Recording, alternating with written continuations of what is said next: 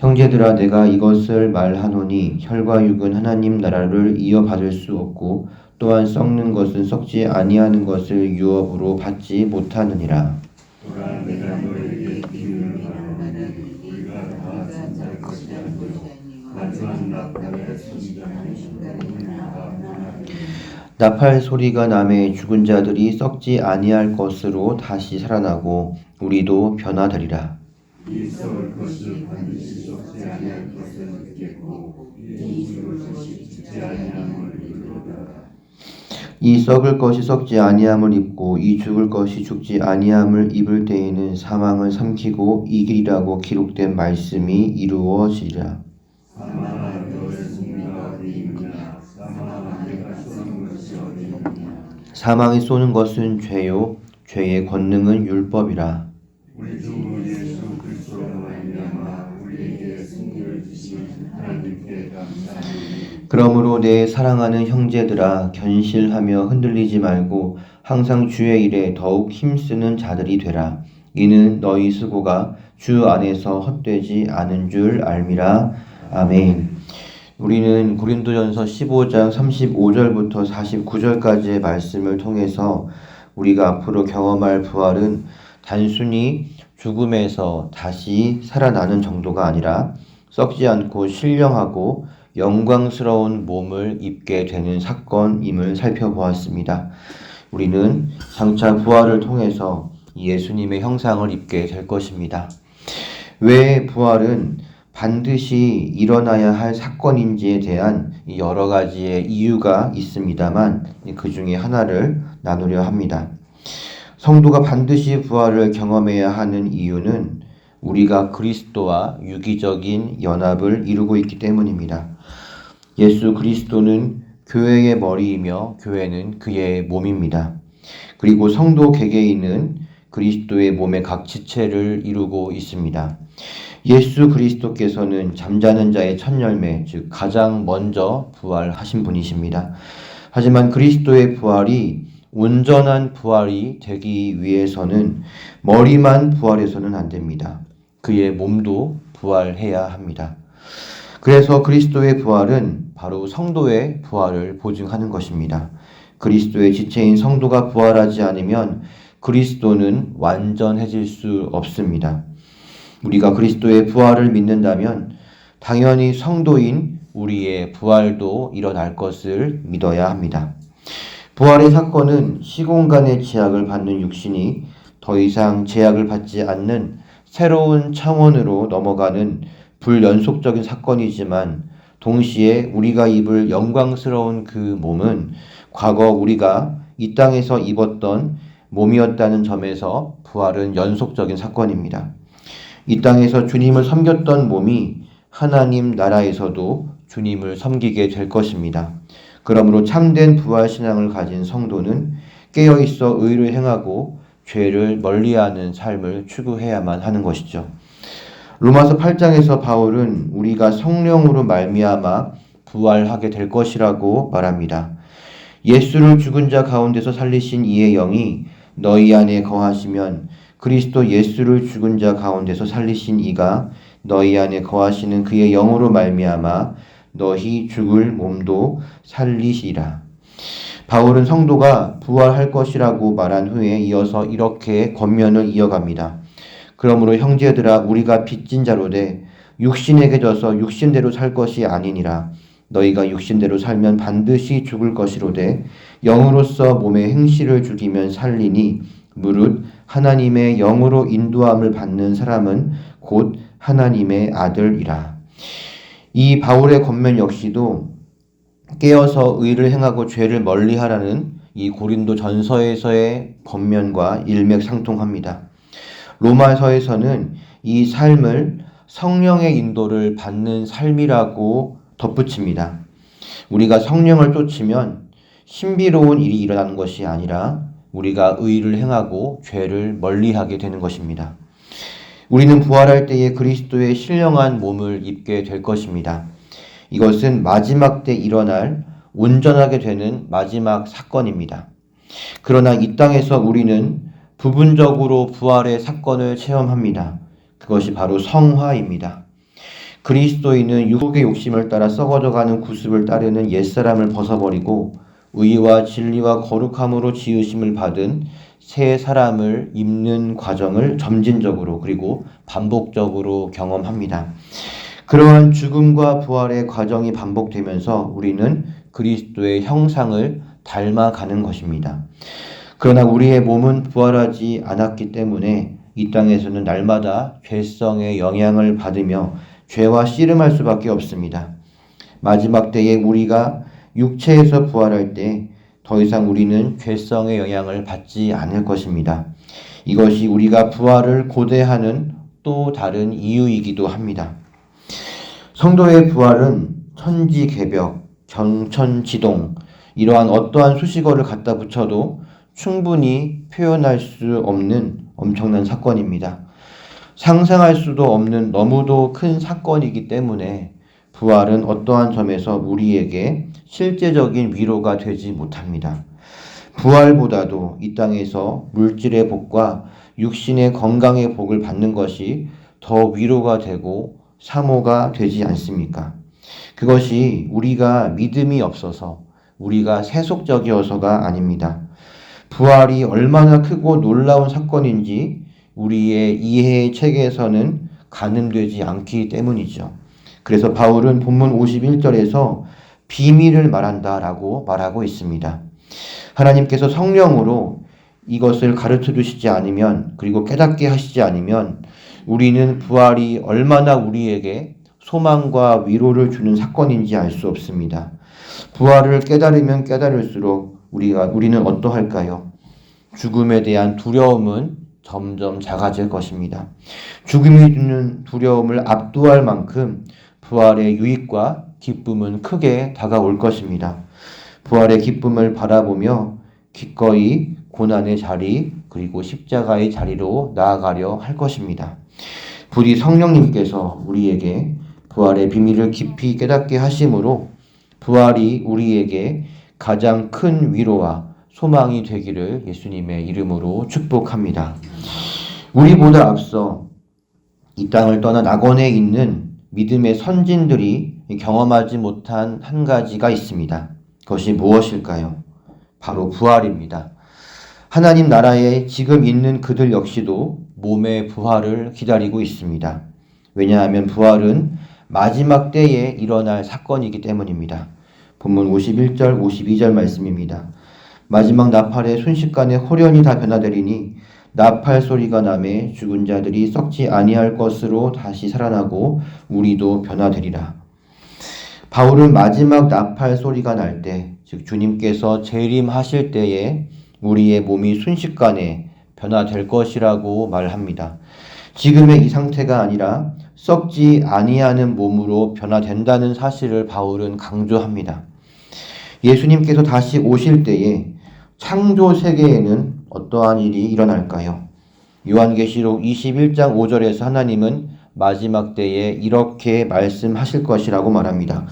보좌에 앉으신 이가 이르시되 보라 내가 만물을 새롭게 하노라 하시고, 이 세상의 모든 피조물들 역시 새롭게 변화되는데 이사야에서 하나님이 새롭게 하신 이 세상은 항상 있으며 그것으로 말미암아 우리가 영원히 기뻐하고 즐거워하게 될 것이라고 말합니다. 즉 피조 세상 역시도 썩지 않는 상태가 될 것입니다. 그렇다면 우리의 몸 역시도 썩지 아니하는 상태로 변화되어야만 합니다. 그래야만 50절 말씀처럼 썩지 아니할 것을 유업으로 받을 수 있게 되기 때문입니다. 이어서 54절 말씀 보겠습니다. 이 썩을 것이 썩지 아니함을 입고 이 죽을 것이 죽지 아니함을 입을 때에는 사망을 삼키고 이기리라고 기록된 말씀이 이루어지리라. 이 구절에서 우리는 부활의 또 다른 의미를 발견하게 됩니다. 부활은 바로 사망, 죽음에 대한 하나님의 승리를 보여주는 사건이라는 것입니다.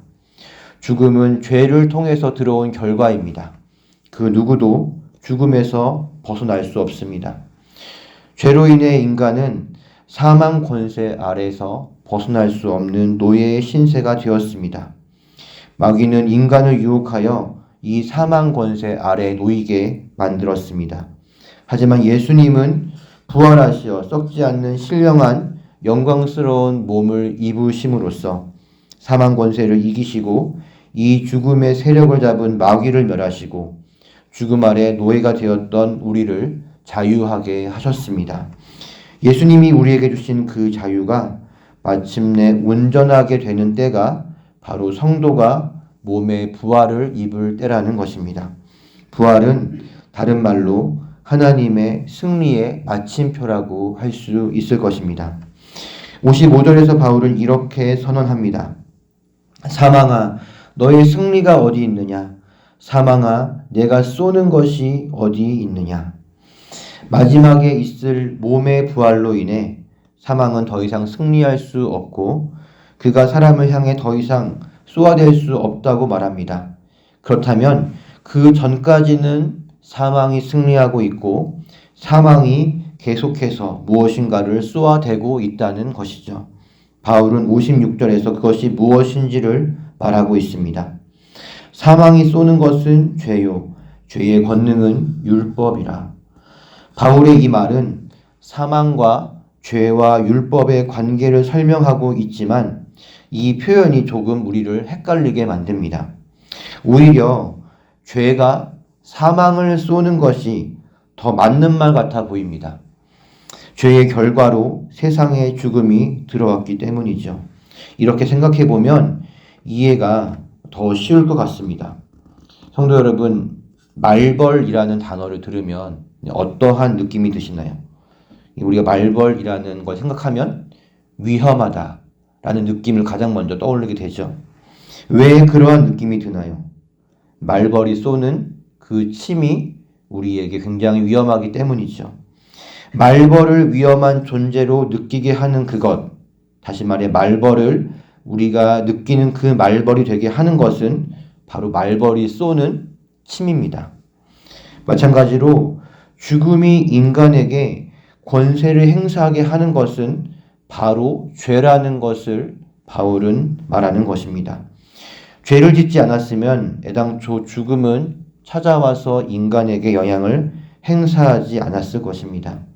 인간을 죽음 아래 있게 한 것은 바로 죄다. 이것이 바로 사망이 쏘는 것은 죄다라는 말의 의미입니다. 율법은 무엇입니까? 하나님은 왜 우리에게 율법을 주었습니까? 율법은 하나님을 사랑하기 위한 구체적인 방법입니다. 하나님을 어떻게 섬겨야 하는지, 하나님 나라 공동체로서 우리는 어떻게 살아야 하는지를 가르쳐 주신 것이 바로 율법입니다. 그런데 왜 율법이 죄의 권능이 되는 것일까요? 일단 율법은 하나라도 지키지 못하면 전체를 지키지 못한 것이 됩니다. 그런데 범죄함으로 인해서 타락한 인간은 율법을 지킬 능력을 상실했습니다. 타락하기 전이었다면 율법을 지키는 것은 식은 죽 먹는 일이었을 것입니다. 하지만 타락 후에는 율법을 바라보면 바라볼수록 넘을 수 없는 높은 산으로 보입니다. 다시 말해 인간을 더욱 죄인으로 보이게 만듭니다. 또한 죄성의 특징은 무엇이냐? 청개구리입니다. 하나님의 뜻과는 모든 반대로 하려는 것이 바로 죄성의 특징입니다. 하나님께서 자, 이제 이게 바로 나를 사랑하는 방법이야. 나를 섬기는 방법이야 라고 말하는 그 순간 죄성은 저거와 반대로 하면 되겠다 라고 하며 율법과 반대로 행하기를 우리 안에서 부추깁니다. 이 사람의 심보가 어떠합니까? 가지 마세요 라고 말하면 왠지 더 가고 싶고 하지 마세요 하면 더 하고 싶어 하는 것이 이 사람의 심리이죠. 바울은 죄와 율법의 이러한 관계를 말하고 있습니다. 하지만 예수 그리스도의 부활로 죄와 사망으로부터의 승리는 시작되었습니다. 우리는 예수 그리스도와 연합함으로써 그를 의지함으로 이 땅에서 죄와 사망의 권세로부터 자유를 누립니다. 그리고 마지막 때의 부활로 인해서 그 승리는 완전해질 것입니다. 우리에게 승리를 주신 하나님께 바울은 감사를 드리고 있습니다. 죄와 사망 권세로부터 자유를 얻게 된 그리스도인의 신분은 이렇게 영광스러운 것입니다. 다른 이들은 누릴 수 없는 최후의 승리가 우리에게는 보장되어 있습니다. 그러니 성도 여러분, 매일의 삶에 실제적으로 감사할 일이 없다 하더라도 우리는 우리에게 주어질 최후 승리를 바라보면 하나님께 감사하지 않을 수 없는 것입니다. 우리에게 주어질 최후 승리를 바라보며 범사에 감사하시는 성도님들 되시기를 바랍니다. 부활에 대한 깊은 논의를 마친 바울은 다음의 말로 마무리합니다. 그러므로 내 사랑하는 형제들아, 견실하며 흔들리지 말고 항상 주의 일에 더욱 힘쓰는 자들이 되라. 이는 너희 수고가 주 안에서 헛되지 않은 줄 알미라. 우리에게는 최후 승리인 부활이 기다리고 있습니다. 그러나 끝까지 믿음을 지키는 자가 이 부활을 얻습니다. 믿음은 하나님의 선물입니다. 하지만 동시에 성도는 믿음의 선한 싸움을 해나가야 합니다. 이 땅에서의 행실이 우리의 영원한 운명을 결정합니다. 생명의 부활을 얻을 것인가? 아니면 심판의 부활을 받을 것인가? 우리는 항상 주의 일에 더욱 힘쓰는 자가 되어야 할 줄 믿습니다. 깨어 의를 행하고 죄를 멀리하는 삶, 그것이 바로 주님을 위한 일입니다. 사랑하는 성도 여러분, 세상은 알아주지 않지만 대단한 무엇인가가 내 손에 주어지지 않지만 우리의 오늘의 수고는 결코 헛되지 않습니다. 하나님이 알아주고 계시며 여러분의 섬김은 영원히 기억될 가치 있는 일이라는 것을 잊지 마시기를 바랍니다. 지금 우리는 최후 승리로 향하는 길, 영광스러운 몸의 부활을 입는 길을 걸어가고 있다는 사실을 기억하시기를 바랍니다. 참된 부활신앙으로 무장하여 항상 깨어 견실하여 흔들리지 않는 성도, 적극적으로 주님을 섬기시는 서원교회 성도님들 모두가 되시기를 예수님의 이름으로 축복합니다. 기도하겠습니다. 하나님, 부활이야말로 우리에게 진정한 소망과 위로가 됨을 알려주심에 감사합니다. 우리가 부활을 입을 때에 하나님, 그 사망 권세에 대한 온전한 승리의 마침표가 찍혀질 것입니다. 하나님, 우리는 이러한 최후 승리가 보장된 은혜의 길을 걸어가고 있습니다. 비록 지금 우리의 삶에 항상 감사할 일이 없다 할지라도 우리가 받을 수 없는 그 큰 은혜를 받고 있고 또한 받게 될 것을 바라보며 범사에 하나님께 감사하는 자가 되게 하여 주시옵소서.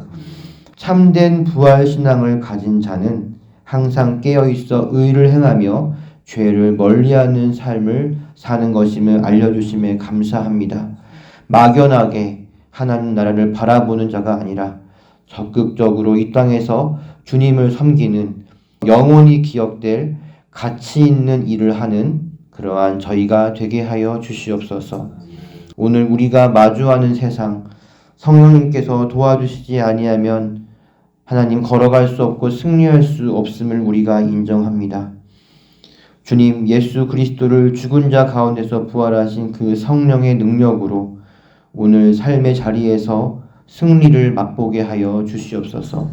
또한 육신의 치유를 바라는 성도님들, 그들에게 성령의 능력으로 임하여 주사 하나님 연약한 육신을 고쳐주사 이전보다 더욱더 열심으로 주님을 섬길 수 있게 하여 주시옵소서. 감사하며 예수님의 이름으로 기도하옵나이다. 아멘.